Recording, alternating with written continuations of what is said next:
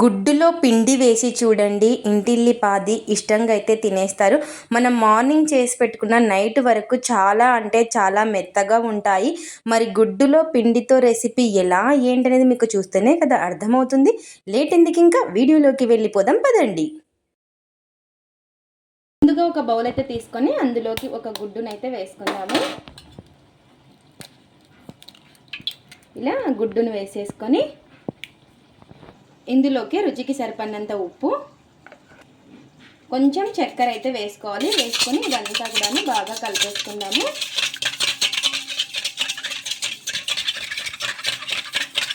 ఇలా అంతా మిక్స్ చేసుకున్న తర్వాత ఇలా గుడ్డుని బాగా కలిపేసుకున్న తర్వాత ఇలా ఈ విధంగా కలిపేసుకున్న తర్వాత ఇందులోకి కప్పు పిండిని అయితే వేసుకుందాం. ముందుగా ఇలా పిండిని అయితే వేసేసుకొని మొత్తం కూడా ఒకసారి చేత్తో బాగా కలిపేసుకుందాము.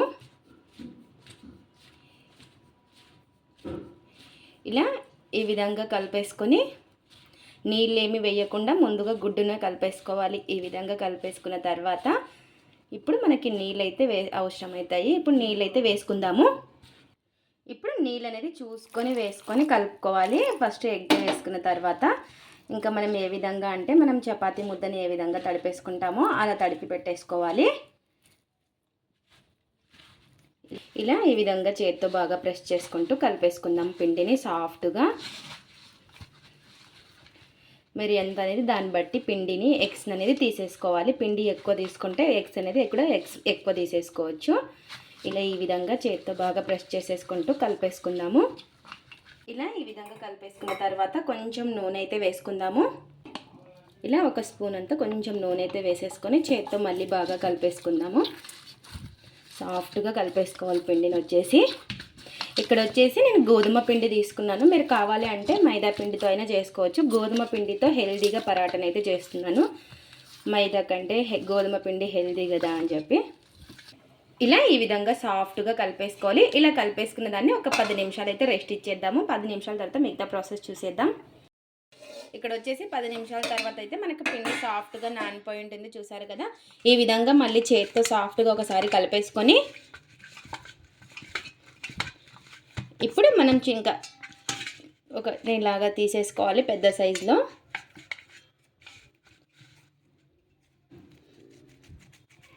ఇలా ఈ విధంగా తీసేసుకొని ఇంకా చిన్న చిన్నగా తీసేసుకుందాము. ఇలా ఈ విధంగా తీసేసుకొని రౌండ్గా చేసేసుకుందాము.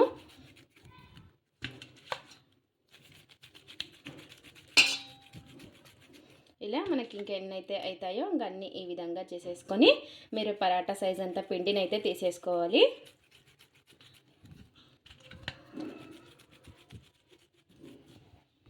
ఇలా చిన్న ఒక బౌల్ అయితే తీసుకొని అందులోకి ఒక స్పూన్ అంతా పిండి అయితే వేసుకోవాలి. ఇలా వేసుకొని ఇప్పుడు ఇందులోకి నూనె అయితే వేసుకుందాము. ఇలా కొంచెం నూనె అనేది వేసుకొని ఇలా మొత్తం ఒకసారి బాగా కలిపేసుకుందాం అంతా కూడాను. ఇలా ఈ విధంగా ఉండేలాగా కలిపేసుకోవాలి. చూసారు కదా, ఇలా ఈ విధంగా ఉండాలి. ఇక్కడ వచ్చేసి గోధుమ పిండి తీసుకున్నాను నేను. ఇప్పుడు ఒక పిండి ముద్దనైతే తీసేసుకొని ఈ విధంగా ఆయిల్ అయితే అప్లై చేసుకొని ఇప్పుడు ఇంకా చపాతీలాగా ఒత్తుకోవడమే. ఇలా ఈ విధంగా ఎంత వీలైతే అంత పలుచగా ఒత్తేసుకోవాలి.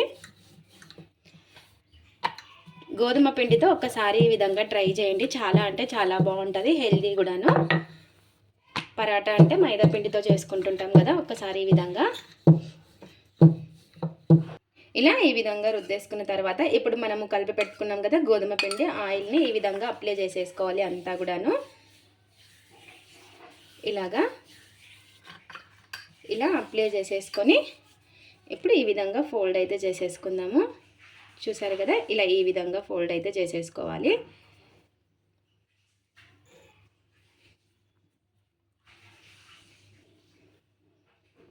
ఇలా ఫోల్డ్ చేసేసుకున్న తర్వాత ఇలా మధ్యలోకి అయితే కట్ చేసేసుకుందాము.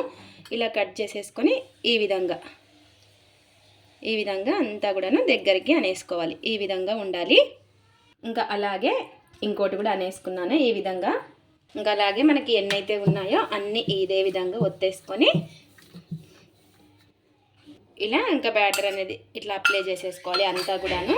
ఇంకా ఇది కూడా ఇదే విధంగా ఫోల్డ్ అయితే చేసేసుకోవాలి. ఈ విధంగా అప్లై చేసేసుకున్న తర్వాత కావాలనుకుంటే అంత దగ్గరికి ఈ విధంగా చేసేసుకోవచ్చు. ఒక చిన్న కావాలనుకుంటే ఈ విధంగా చేసేసుకోవచ్చు.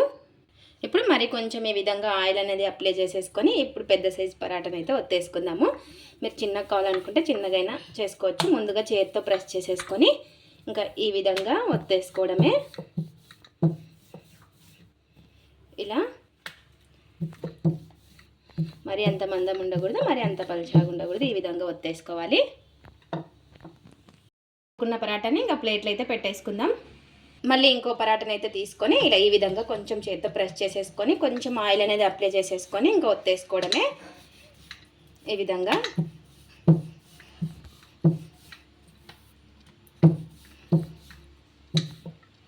ఇలా ఈ విధంగా ఇప్పుడు పెన్నం అయితే పెట్టేసుకొని చేసి పెట్టుకున్న పరాటాని అయితే వేసేసుకుందాం. ఇంకా కొంచెం నూనె అనేది అప్లై చేసేసుకొని ఇలా ఈ విధంగా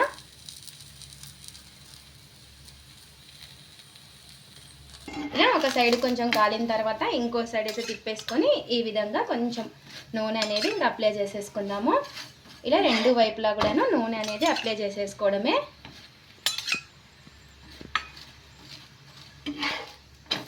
ఇలాగా ఇలా ఈ విధంగా బాగా కాల్చుకొని తీసేసుకోవడమే రెండు వైపులా కూడాను.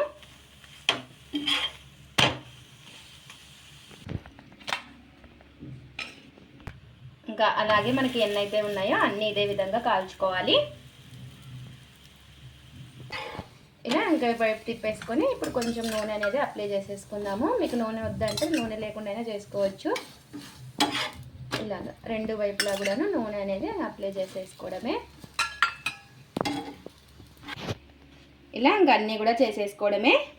ఇలా ఇంకా చిన్న సైజు కావాలంటే ఇలా చిన్నగా కూడా చేసేసుకోవచ్చు, పెద్ద కావాలంటే పెద్ద చేసుకోవచ్చు.